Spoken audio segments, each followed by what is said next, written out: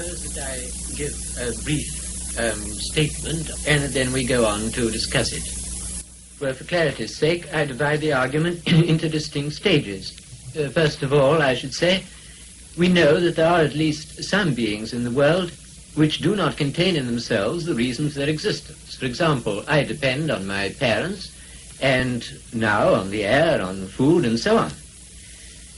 Now, secondly, the world is simply the real or imagined totality or aggregate of individual objects, none of which contain in themselves alone the reason of their existence. There isn't any world distinct from the objects which form it, any more than the human race is something apart from the members. Therefore, I should say, since objects or events exist, and since no object of experience contains within itself the reason of its existence, this reason, the totality of objects, must have a reason external to itself, and that reason must be an existent being. Well, this being is either itself the reason for its own existence, or it is not. If it is, well and good. If not, then we must proceed further. But if we proceed to infinity in that sense, then there's no explanation of existence at all.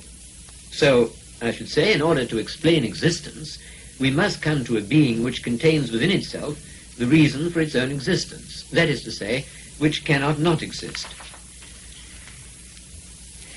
This raises a great many points, and it's not altogether easy to know where to begin.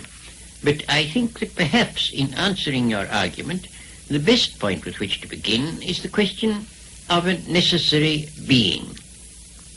The word necessary, I should maintain, can only be applied significantly to propositions, and in fact only to such as are analytic, that is to say, such as it is self-contradictory to deny.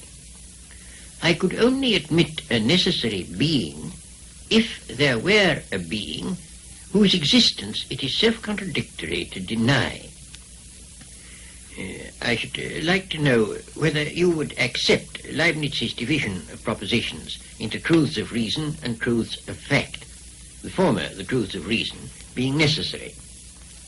I certainly should not subscribe to what seems to be Leibniz's idea of truths and reason and truths of fact, since it would appear that for him there are in the long run only analytic propositions. I don't want to uphold the whole philosophy of Leibniz. I've made use of his argument from contingent to necessary being, basing the argument on the principle of sufficient reason, simply because it seems to me a brief and clear formulation of what is, in my opinion, the fundamental metaphysical argument for God's existence. But to my mind, a necessary proposition has got to be analytic. I don't see what else it can mean.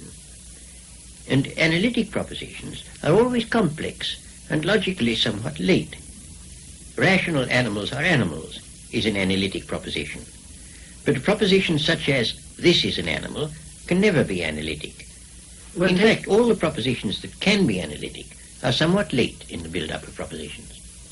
Take the proposition, if there is a contingent being, then there is a necessary being.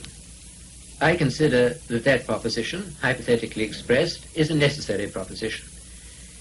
If you are going to call every necessary proposition an analytic proposition, then in order to avoid a dispute in terminology, I will agree to call it analytic, though I don't consider it a tautological proposition.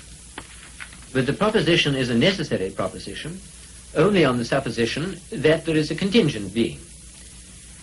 That there is a contingent being actually existing has to be discovered by experience.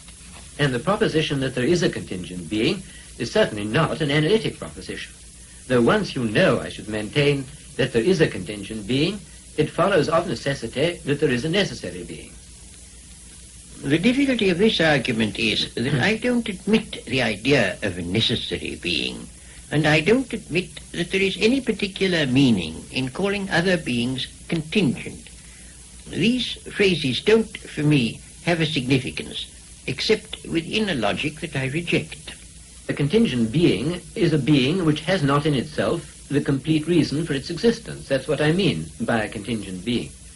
You know as well as I do that the existence of neither of us can be explained without reference to something or somebody outside us, our parents, for example. A necessary being, on the other hand, means a being that must and cannot not exist. You may say that there is no such being, but you will find it hard to convince me that you do not understand the terms I am using. If you do not understand them, then how can you be entitled to say that such a being does not exist, if that is what you do say? Well, I will say that what you have been saying brings us back, it seems to me, to the ontological argument that there is a being whose essence involves existence, so that his existence is analytic. That seems to me to be impossible. And it raises, of course, the question what one means by existence. And as to this, I think a subject named can never be significantly said to exist, but only a subject described, and that existence, in fact, quite definitely, is not a predicate.